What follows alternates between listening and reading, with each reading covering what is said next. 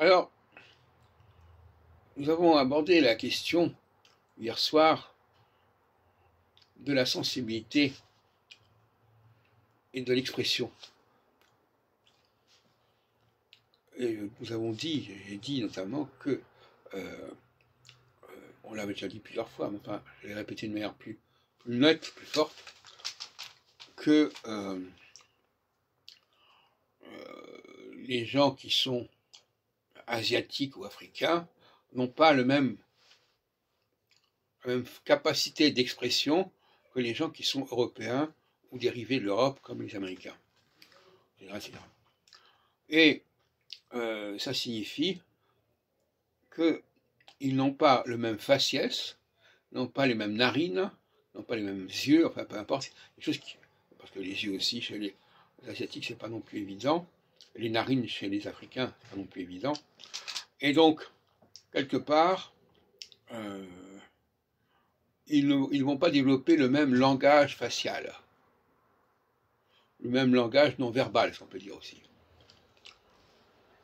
Les Européens ont une capacité d'expression faciale que n'ont ni les Asiatiques ni les Africains.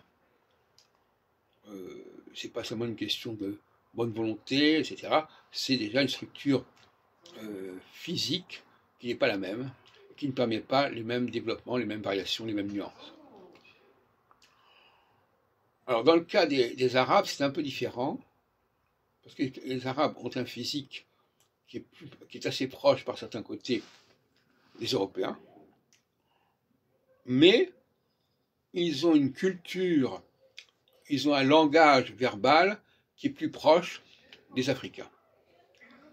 Autrement dit, ils ne savent pas utiliser pleinement leur faculté d'expression faciale. Notamment le nez, pour moi, qui est un lieu fondamental, à la fois non seulement au niveau olfactif, mais au niveau même de l'expression des nuances et des ressentis, etc. Eh bien, là, ils ne savent pas le faire correctement. Et c'est comme ça qu'on les reconnaît. On reconnaît par le manque de tonicité nasale. Ça ne veut pas dire qu'ils aient un type africain, mais ils ont un mode de fonctionnement qui est assez africain, qui est assez asiatique, c'est-à-dire que ce qu'on des gens qui ont une expression prostatique, trop contrastée. C'est-à-dire que c'est A ou B.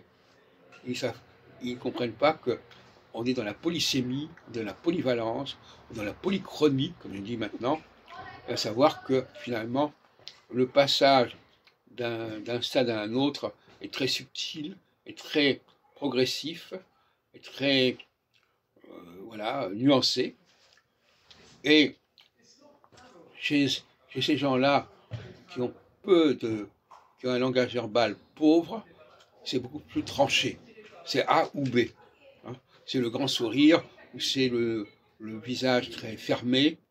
Alors, c'est amusant parce qu'on dit souvent que les Asiatiques sont impassibles. Mais non, finalement, ils sont impassibles, non. Et ils ne savent pas s'exprimer. Ils n'ont pas une capacité d'expression par le visage qu'ont les Européens. Voilà, c'est trop frustre leur mode de fonctionnement, leur mode d'expression. Alors soit c'est le grand sourire, soit c'est les grands yeux, les gros yeux, etc. Enfin, c'est des choses très très tranchées, alors que chez les Européens, c'est beaucoup plus subtil, c'est beaucoup plus insaisissable, c'est beaucoup plus nuancé et beaucoup plus économique sur sa manière. De la même façon, comme je l'ai dit hier soir, que le langage, les langues européennes sont des langues qui travaillent beaucoup sur les suffixes et les préfixes. C'est-à-dire que le même radical, quand il est chargé d'un préfixe A, B ou C, n'aura pas du tout le même sens.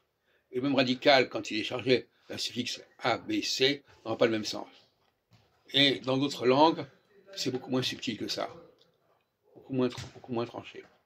Alors l'hébreu a cette conception de la langue suffixale et préfixale, l'arabe aussi d'une certaine manière, et donc ce sont tout ce qui est le Moyen-Orient est à la frontière entre le monde africain d'un côté et le monde asiatique de l'autre.